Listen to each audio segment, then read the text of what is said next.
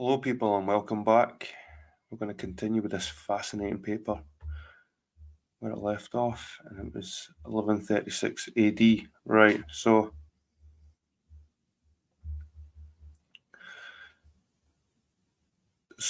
Jeffreys, and it's Geoffrey of Monmouth, who published his own history of the kings of Britain. I'm just a little bit of context. Right, Geoffrey's Historia deserves our closest consideration, not least for the fact that it's today perhaps the most disparaged of all the works of the Middle Ages. Experience has shown, however, that the re examination of a work that is too readily dismissed by modernist scholars usually reveals evidence that should not be ignored, and Geoffrey of Monmouth's Historia is no exception to this rule. So we'll need to have a look at that a bit more in depth. Geoffrey's work undoubtedly contains errors, and it is allegedly on these grounds that his Historia is dismissed as myth or plain fiction. Yet, as we have already seen, such errors are exactly what we should expect to find. They in no way indicate that a given work is necessarily spurious. Rather, they are, paradoxically, the very hallmarks of a work's geniusness. You must also bear in mind the fact that the material passed down by Geoffrey, errors and all, is not original to him. Rather, according to his own account, the Historia is merely, for the most part, his translation into Latin of a certain ancient British, i.e., Welsh, book, Quondam Britannicae Sermonis Liberum Utisticimum, which was given to him for this very purpose by Walter of Oxford, a man most learned in all the branches of history. There are, admittedly, portions of Geoffrey's Historia which tend to grate on the modern ear. It contains, for example, the usual literary conventions of his time, such as long and flowery speeches and unlikely tales of heroism.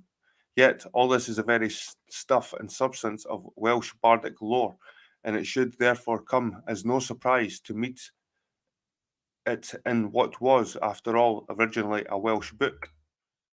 However, shorn of its tales of magic and accounts of heroic deeds, Geoffrey's Historia is seen to be built around a solid framework of perfectly acceptable historical data. In the first few books of the Historia appears the names of some 110 successive holders of the British crown, and I have arranged these names into their proper genealogical order. See Table 4 and accompanying notes.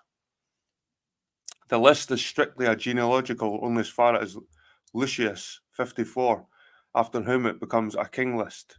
However, this table embraces a period of history that extended over some 2,000 years, from Brutus, 13th century BC, to Vior, who lived at the end of 7th century AD. Set against the acknowledged and expected errors in Geoffrey of Monmouth's work are the equally expected, though too rarely acknowledged, historical vindications, as Thorpe was compelled to concede. Finally, there is the archaeological evidence, the fact that the strange light has been thrown upon certain of the alleged fancies of Geoffrey of Monmouth by the subsequent archaeological discoveries. Short discussion of these vindications is given in Appendix 2 of this article, and together they assure us of the general reliability of most of Geoffrey's historical material. Certainly, scholars in the Middle Ages found little to criticize in this regard.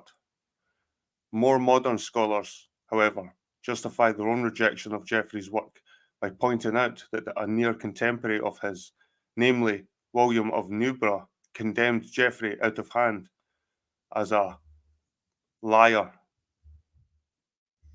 But such would do well to consider exactly what William was criticising. In his own words, it is quite clear that everything this man wrote about Arthur and his successors, or indeed about his predecessors from Vortigern onwards, was made up, partly by himself and partly by others, either from an inordinate love of lying or for the sake of pleasing the Britons. Emphases mine, see Thorpe, page 17. Thus, we see that William of Newburgh's criticism in the fact was aimed at only the last portion of Geoffrey's Historia, namely its long section dealing with King Arthur. Even this, however, had more to do with William's sensitivity as a Saxon come Norman scholar, whose efforts to establish the historical respectability of his Norman masters was not helped in the least by Geoffrey's reminding the Normans and Saxons that they were relative newcomers to this island. In this context, however, it is important to note that William was very careful not to disparage the historical material contained in Geoffrey's work for the ages prior to Arthur. That much, at least, was acceptable, even to his jaundiced eye, and it becomes clear that when they reject all of Geoffrey's account on the basis of William of Newburgh's accusation, then modernist scholars can be said to have overstated their case. Yet, why should Geoffrey's Historia suffer such out-of-hand rejection when when a great part of it is verified in acceptable history? The answer is not hard to find. On Thursday, the 6th of July, 1600, a certain Baron Waldstein visited London's Lambeth Palace. He tells us that in one of the rooms he saw a splendid genealogy of all the kings of England and another genealogy, a historical one, which covers the whole of time and is traced down from the beginning of the world. Later, arriving at Richmond Palace on 20th of July, he saw the library there, beautifully set out on a parchment, a genealogy of the kings of England, which goes back to Adam. Such genealogies were immensely popular and as fascinating to the general public as they were to historians and other scholars. Tables of this descent, they provided a continuous record of human history from the creation through the post-flood era down to modern times. The material of which they were based on was undoubtedly that which Geoffrey of Monmouth has passed down to us, as well as various details gleaned from the Saxon records. See Table 5 of this article. It is important to realize that the disparagement of these genealogies only really began in the 18th century when so-called rationalists were already seeking to replace man's recorded history with certain anti-biblical notions of their own. Such is the extent of their success in this that today hardly a scholar can be found who would dare to base his history on the truth and reliability of these records.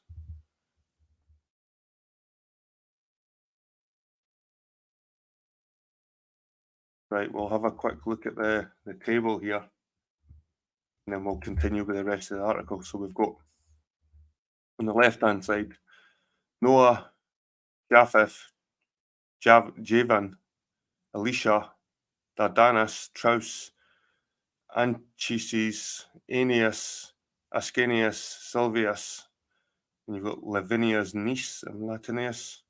So from Silvius, you have Brutus, and Brutus's wife, Ignog, and then you've got the Gwendolen, Locrinus, Estraldus, Camber, Albonactus. And from Gwendolen and Locrinus, you get Madden, Hebron, Mempricius, Malin, Ebracus. And from Ebracus, excuse me, you get Brutus, 19 sons and 30 daughters, Lel, Huldebras, Bladud, and Lear.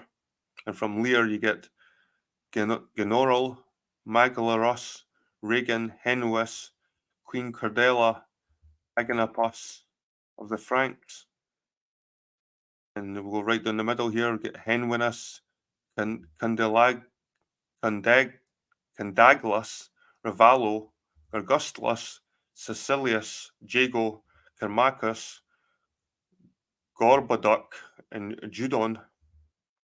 And from those two, you get Ferrex, an unspecified period of civil war, Pinnar, Cloton, Dunvalin, and Belinus, and Brenius, daughter of Elsinglas, K of Norwegians, Belinus, Gargult, Guthelm, Queen Mercia, Cecilius II, Canarlus, Danius, Tangostela, Morvidus, and from Morvidus you get Elderus, Ingenus, Peredorus, and from Peredorus you get Runo, and Ingenius you get Idvalo, Gorbenius, we've got a question mark, Arc Gallo is Marganus II, and Enlus.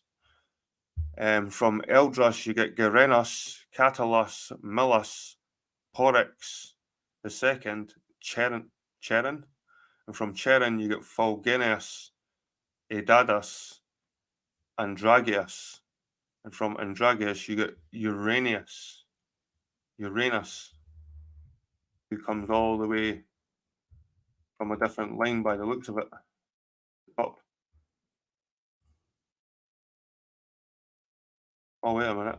It continues. Jeez. Continues. Right, so from Uranus, Elid, Clodacus, Clotenus, Gargentius, Merlanus, Bledu, Cap, Oinus, Cecilius. That Oinus sounds Gaelic. Then Beldabred, Artmal, and Eldol, Redon, Rediclus, Samel, Penicil, Pier, Capor, Vigelius, Hel, Lud, Cassavalenos, Nennius, Androgius, Tenvantius, Cymbeline, Gulderus, Arvargas, Genvisa, Marlus, Collus, Lucius, Geta, Bassianus, Caraslos, Ascleplodotus, Cole. From Cole, you get Constantinus, Helen, Constantine I, Octavius, Traherne, Maximinius, Gershenius, Constantine II, a British noblewoman.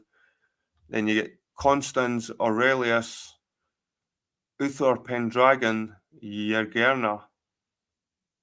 And from that line, the Uther Pendragon and Gerna, you get Arthur, Anna, Boudicus II of Brittany, who Hole and Hole II come from Anna.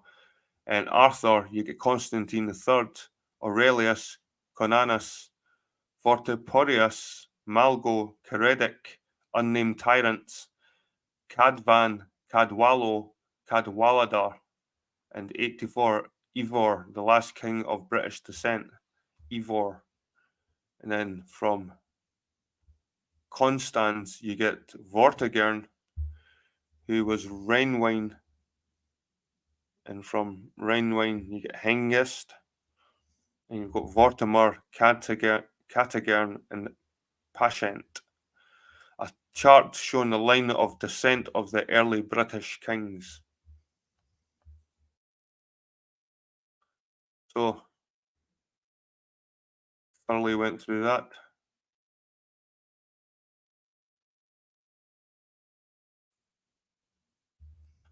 Right, we'll continue the paper.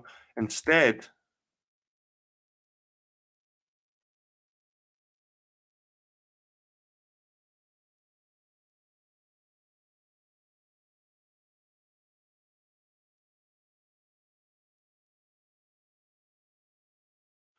a minute.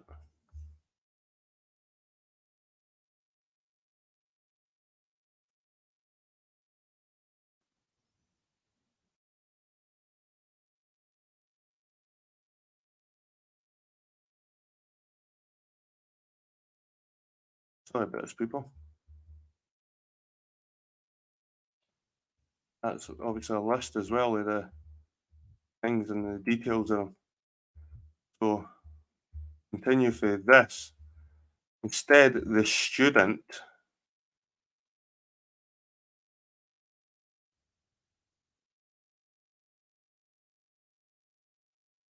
of history is presented with a complete blank when he comes to inquire into the history of Britain for the period preceding the Romans, and when Seller and Yeatman, who wrote satirically that history did not begin until 55 BC, the date of the first Roman invasion of Britain, they were not entirely joking. See also Appendix the second of this article. The British Chronicles, however, are not alone in suffering such disparagement at the hands of modern skeptics. Rather, their treatment is mirrored exactly in the present day handling of another set of records that far exceed those of the early British in both quality and quantity. Right, so before we start the Saxon genealogies, we'll just go through these lists of kings. There's a few of them. I can't miss them out. Right. NB, the line from Noah to Brutus, with the exception of Silvius, is taken directly from chapter 18 of Nennius Historiam Britonum, and these names thus appear in bold letters. All other names are from Geoffrey of Monmouth's Historia Regum Britanniae. So number one, Brutus. He was the first to colonize the British mainland after the flood and was the British first king. The land of Britain and its people, the Britons, derived their name from him. His wife, Ignog, the daughter of a Greek king named Pandrasus, was married to Brutus against her will. Number two, Corinius. He joined forces with Brutus in the migration to the British mainland. Corinius shared the same ancestry as Brutus, although their exact relationship is unclear. During the process of colonization, Corinius was apportioned that part of Britain that still bears his name, Cornwall. For some time, Cornwall was a separate and independent kingdom. See Figure 1. Number 3, Locrinus. On the death of Brutus, the island was divided up between Locrinus and his two brothers. Locrinus' kingdom consisted of what is now England, with the exception of Cornwall, which retained its independence.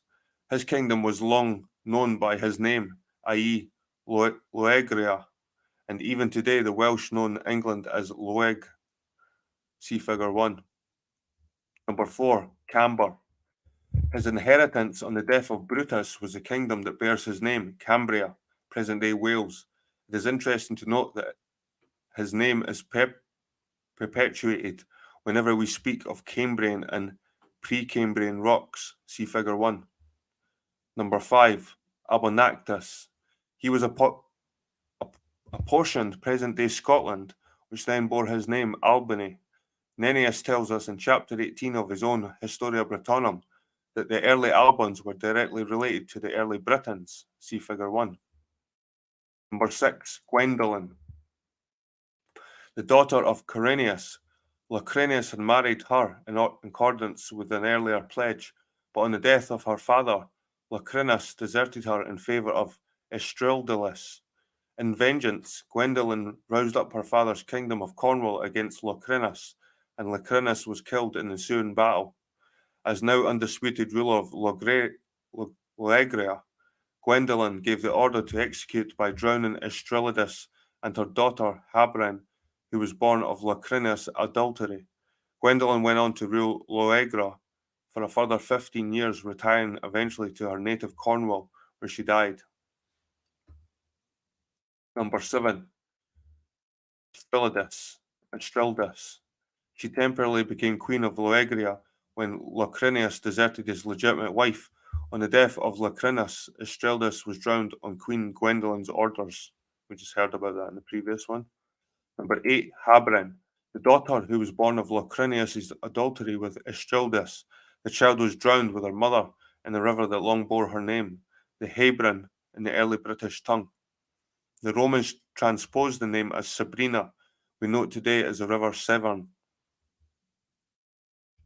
Number 9, Madan. His mother, Gwendolen, abdicated the throne in Madan's favour. After ruling for 15 years, Madan was to rule in her place for 40 years. Number 10, Malin. His ambition for the crown on his father's death resulted in his murder at his own brother's hands. The assassination occurred at a conference that was called between the two brothers. Number 11, Mempricius.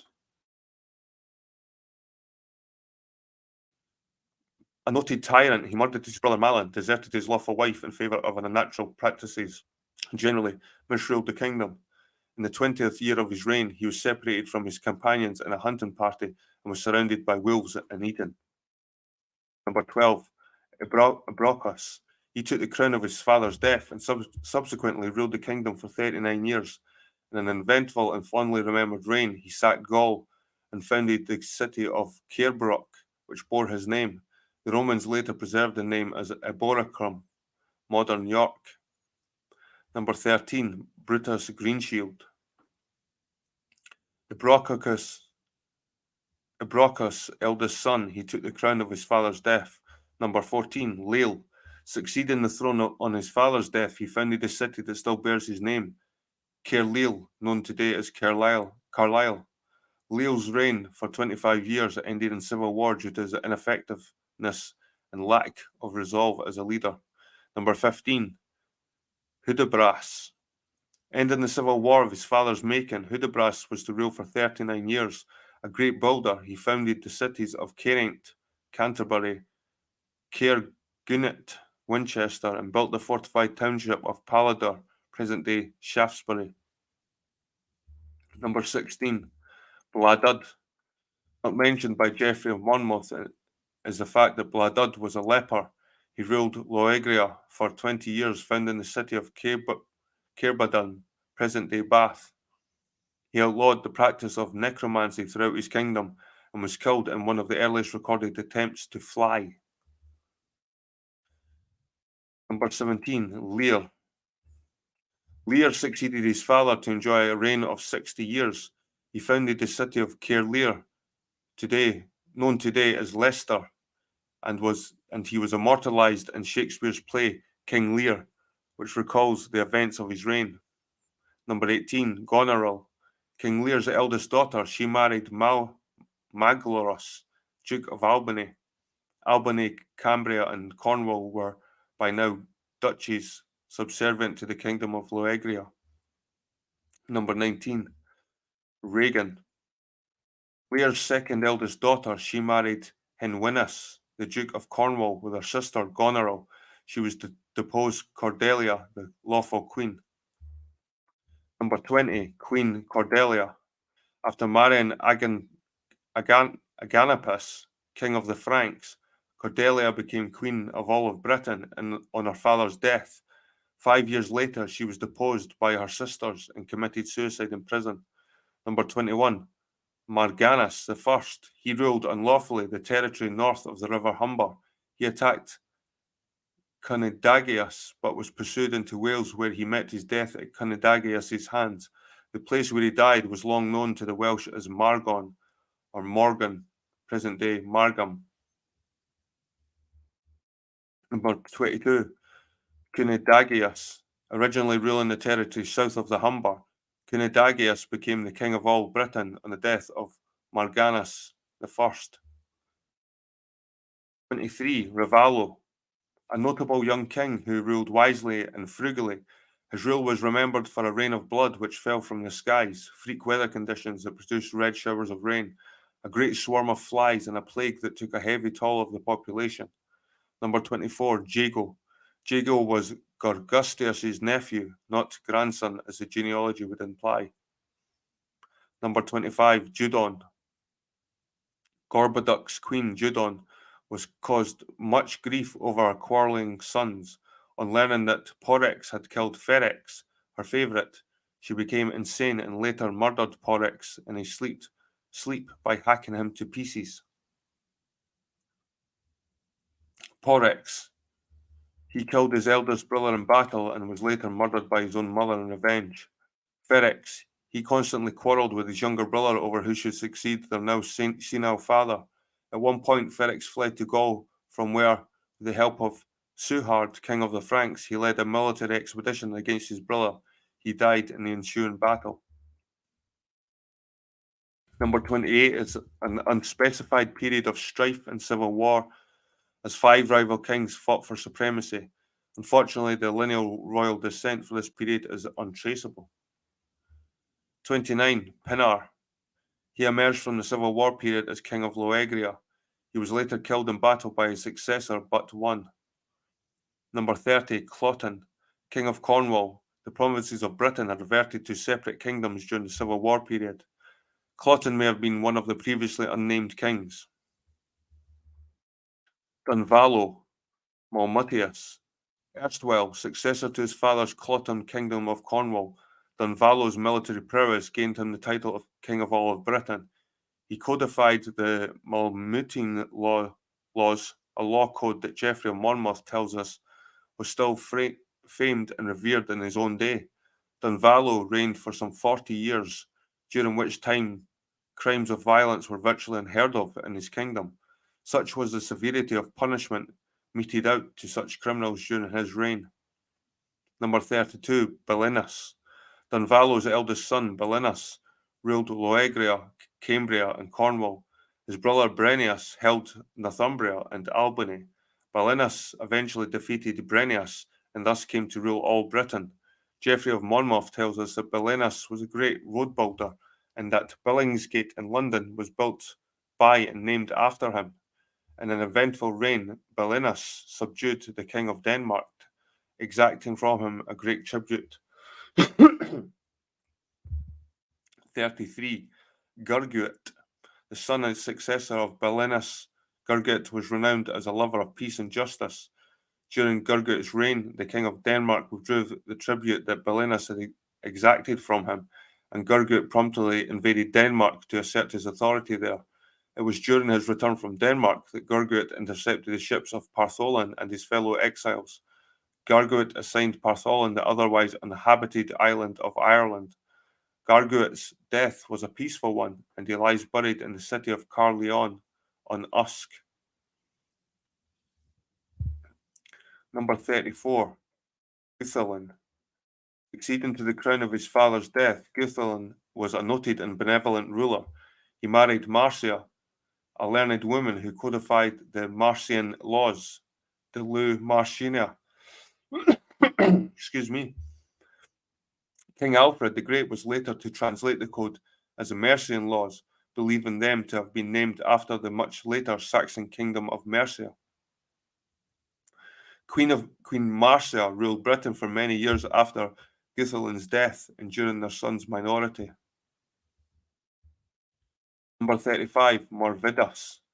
An otherwise heroic ruler, Morvidus was noted and feared for his ferocious and uncontrollable temper.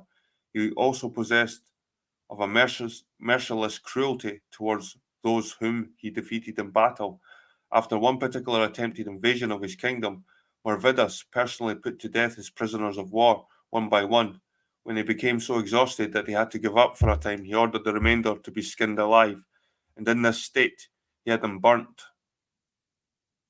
During his reign, Morvidus received reports that a monstrous animal was causing havoc in the west. With typical, if hasty, bravado, Morvidus fought the beast single-handedly. The dinosaur killed him, however, and devoured his corpse. The dinosaur. That's interesting. 36. Gorbinianus. Nianus. He was much renowned for his goodness as a ruler. Number 36. Archgallo. He was the very opposite of his elder brother.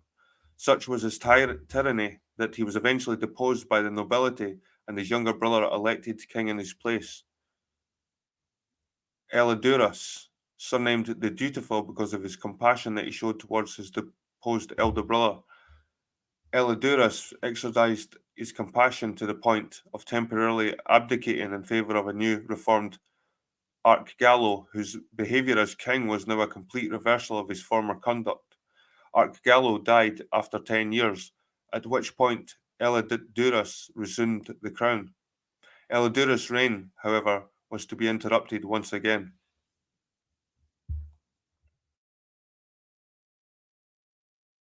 Ingenius and Peredurus, the two younger brothers of Elidurus, they both organized his deposition by rebellion, during which Elidurus was seized and incarcerated in a tower.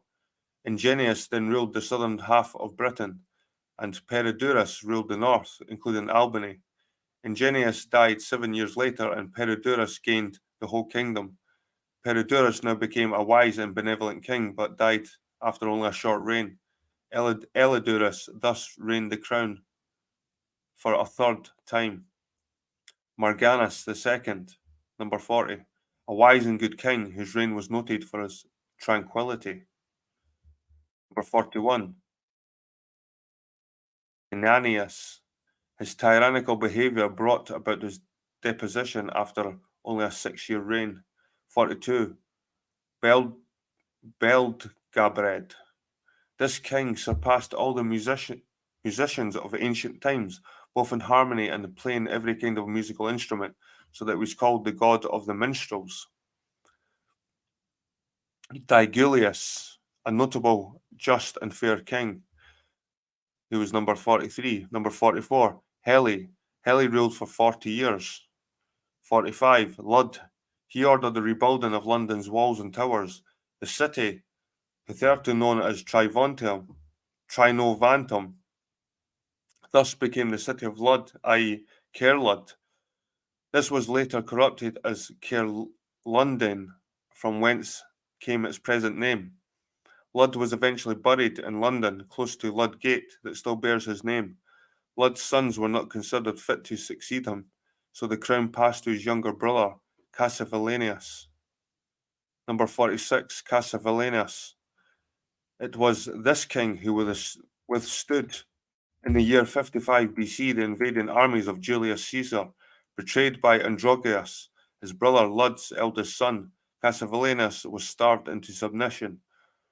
The British resistance, however, had been great and fierce, evoking from the Roman author Lucan much praise concerning one particular engagement.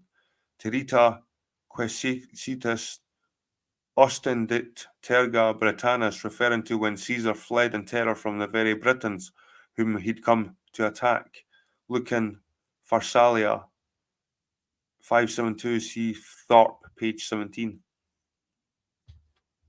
47. Androgeus. During his minority, he received the Duchy of Kent from his uncle Cassivellanius.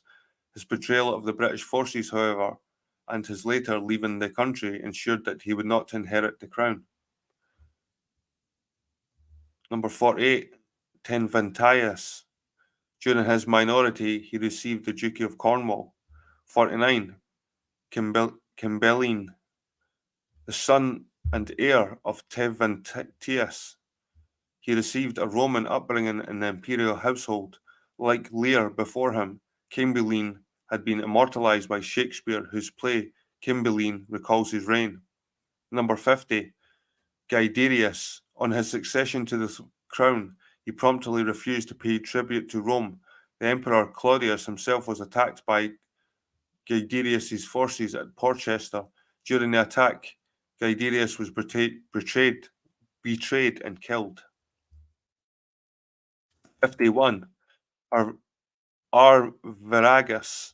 Taking command of the British forces in the death of his brother Guiderius, Arviragus emerged a victor from a major skirmish with Claudius's troops. He eventually ruled the British as Rome's puppet king, being interred at his death in the city of Gloucester.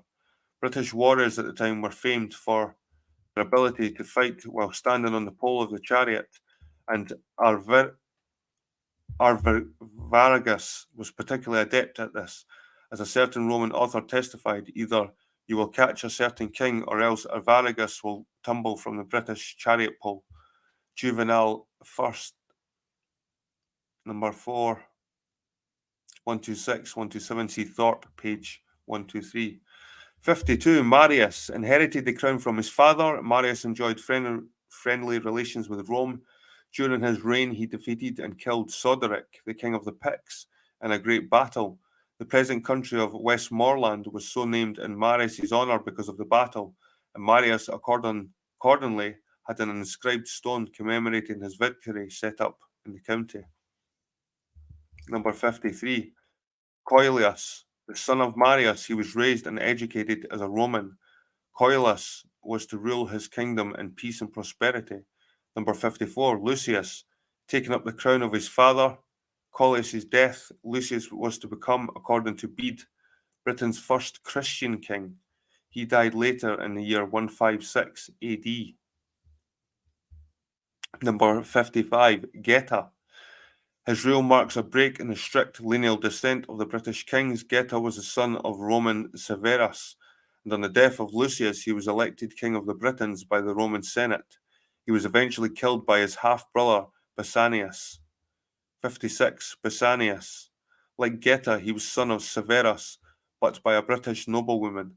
The Britons elected Basanius king after he had killed his half-brother. Carusius. After raising a fleet of ships with the blessing of the Roman Senate, he invaded Britain.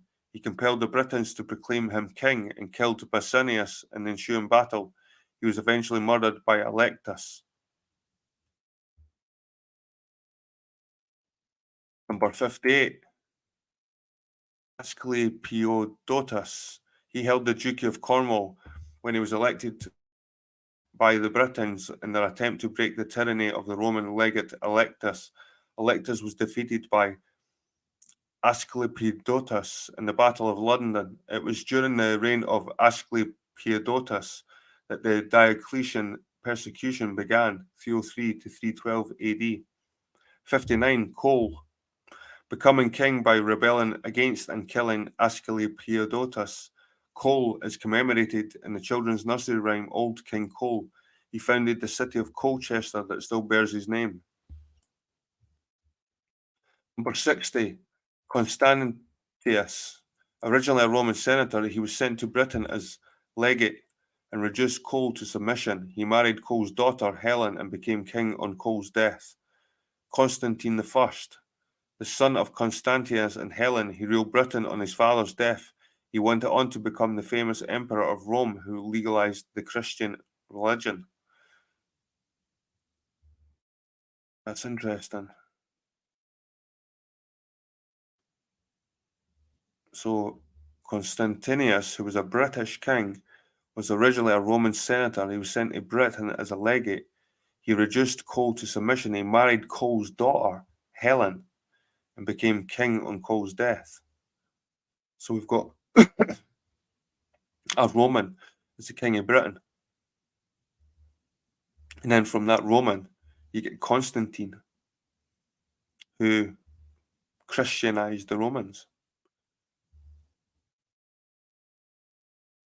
So Constantine I, the son of Constantius and Helen, he ruled Britain. On his father's death, he went on to become the famous emperor of Rome who legalized the Christian religion. 62. Octavius. He revolted whilst Constantine was in Rome and assumed the British crown. Traherne, number 63. He was a brother of Cole and was ordered by Constantine to put down the revolt of Octavius. Eventually defeating Octavius in battle, Traherne was later murdered by one of Octavius's men. 64. Maximianus. He was a nephew of Cole, and he held the crown by virtue of that descent. He was, however, later assassinated in Rome by friends of his successor, Gratianus. Gratianus, he was originally sent to Britain by Maximianus to fight off an invasion by the Picts and Huns. However, upon successfully expelling the invaders, he assumed the crown and ordered the murders of Maximianus. He was himself to suffer the death at the hands of an assassin. Constantine II, he invaded Britain at the request of Guthulanius and was crowned king of Silchester. He was killed by an unknown Pict. 67. Constans. Constantine II's eldest son, he tried to avoid the perils of the crown by becoming a monk at Winchester. He was forcibly crowned by Vortigern, however, who later had him murdered. 68. Vortigern. He became the king after the murder of Constans. It was Vortigern who invited the Saxon adventurers Hengst and Horsa, see Table 5, to Britain to help fight the Picts. After a disastrous reign, during which he married Renwine, the daughter of Hengist, Vortigern was burned alive in a tower by Aurelius Ambrosius. 69. Hengist. With his brother Horsa, he was invited to Britain by Vortigern to help expel the invading Picts. However, Hengist availed himself of the opportunity to settle his own people by permanently in Britain. He gave his daughter Renwine to Vortigern in exchange for the county of Kent. His treachery and his double dealings, however, became proverbial, and he was eventually caught and executed. 70. Vortimer. The son of Vortigern by his first wife, Vortimer, achieved four notable victories in his attempts to drive out the Saxons, but for this he was poisoned by his Saxon stepmother, Renwain. Catagern, number 71. The second son of Vortigern by his first wife, Catagern, was killed at the Battle of Epiford by Horsa, brother of Hengist, 69. 72. Paschent, Vortigern's third son by his first wife. Paschent fled to Germany and raised by an army of mercenaries to invade and defeat Aurelius Ambrosius, 73. This invasion failed, and Paschent then fled to Ireland, raising there yet another army. He was killed at the subsequent Battle of Menevia by other Pendragon, 74. Aurelius Ambrosius. Too young to take up the crown, he was smuggled to Brittany on Constan's murder, c. 67, and was raised in the household of King Boudicca. Eventually declared king, Aurelius planned Vortigern's death. During his reign, Ambrosius forced the Saxons to retreat to Albany, Scotland, and he captured and executed Hengist at Caerconan, present-day Conisborough. He was eventually poisoned by Eopa the Saxon. 74. Other Pendragon. Named Uther at birth, he assumed the surname Pendragon after the appearance of a dragon-like comet in the sky. Like his brother, Aurelius, he was smuggled abroad on the murder of Constans. 75. Arthur. Certainly the most famous of all the British kings and the main subject of Geoffrey's Historia. Arthur succeeded to the crown at only 15 years of age after an eventful reign. He died in the year 542 AD. Constantine III, number 76. The son of Cador, Duke of Cornwall, he succeeded Arthur in 542 AD. His succession was complicated by an immediate revolt of the Saxons, which was violently crushed. Constantine III was struck down some 4 years later by God's vengeance. Number 77. Aurelius Conanus. A nephew of Constantine III, he gained the crown only by imprisoning another uncle who was next in line to the throne. He reigned for only 3 years before his death. Number 78. Vorteporius. Succeeding Aurelius Conanus, he put down an invasion from Germany. His subsequent fate is unrecorded. Number 79. Malgo. According to a recorded speech of Cadwallo, 82, Malgo had two sons, Ananias and Run, neither of whom succeeded him. Number 80. Keradich. Of unknown origin and descent, he succeeded Malgo. In a subsequent battle, he was driven to seek refuge in Wales. 81. Cadfan. Of northern Welsh descent, he succeeded to the kingship by engaging in battle Ethelfrid, the king of Northumbria. They divided Britain between them, Cadfan ruling over the southern half. 82. Cadwallo. The son of Cadfan. He had a relatively long and eventful reign, dying eventually of old age. 83. Cadwaladr. The son of Cadwallo, he succeeded his father as king. Bede knew him as Caedwalla, and the Welsh knew him as Cadwaladr. He died in 689 AD. 84. Bjor, the last king of strictly British descent. He ruled over the remaining Britons who had finally been driven into Wales.